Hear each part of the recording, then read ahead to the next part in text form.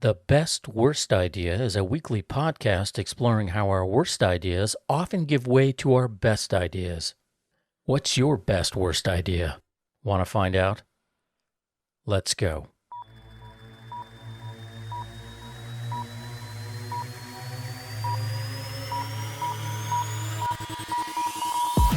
You're so ugly you could be a modern art masterpiece.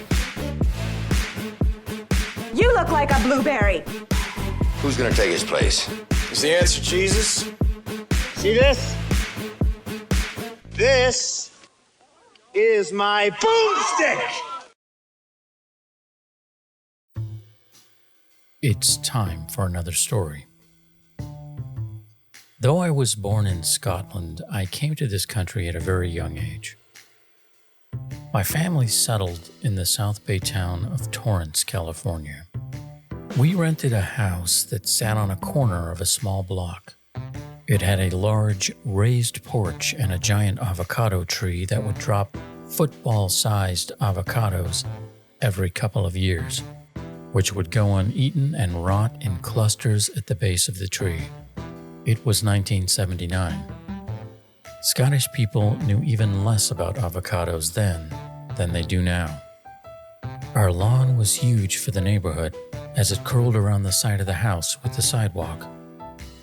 And like so many immigrants to this country, we wanted to be American. While we were firstly proud of our heritage and where we came from, we wanted a piece of the American dream. We did our best to assimilate, but I was very clear on the fact that I was living under Scottish rule. My parents were a unified front. You could not play one parent against the other. Even when they themselves may have disagreed with the other's decision, they stayed aligned. Children were to be seen and not heard. Our feelings and choices were handed to us. It was not a democracy. There was no Bill of Rights to turn to. There were chores to complete on a daily basis. This included and was not limited to sweeping, cleaning, washing dishes, dusting, vacuuming, and the ever-present task of peeling potatoes.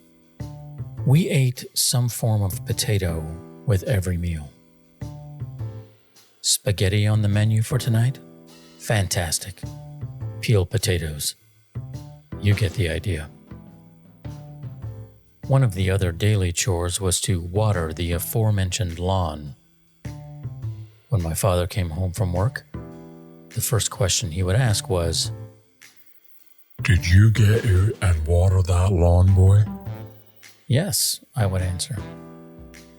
He would nod, then, "How long did it take you?" Now understand something. There is no right answer to this question. If you said 10 minutes, my father would proclaim that "You could not possibly have given the lawn a proper drink in 10 minutes.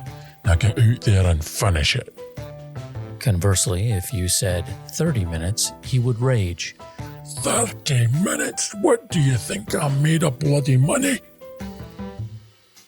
There was no pleasing the man, so you simply had to make a choice, stand by it, and take your medicine either way.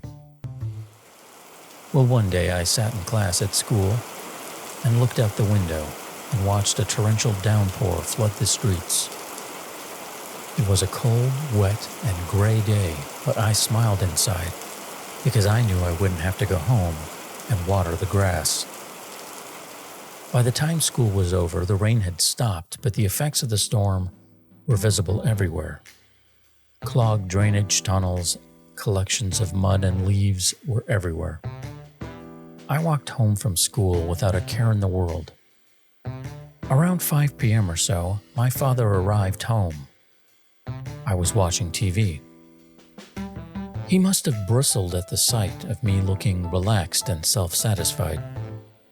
Then it came, the one question I was sure I wouldn't have to answer. "Did you water that lawn today, boy?" The circuits in my brain seized. I didn't know how to answer. I mean, this was a joke, right? I eventually answered no. My voice was just above a whisper. My father pressed harder. What? Speak up. No, I reiterated. Why not? Because it rained? What? Speak up. Louder now, I answered. Because it rained.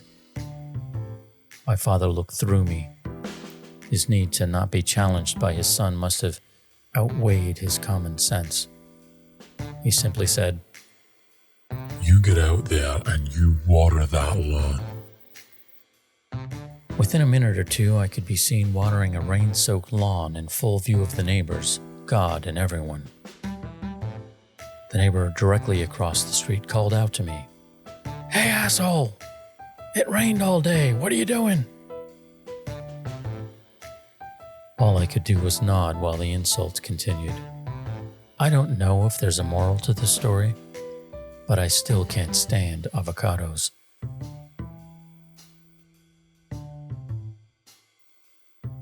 If you enjoyed this content, please do me a favor and like, comment, and share it. Or you can subscribe to this podcast by going to www.bestworstideapodcast.com.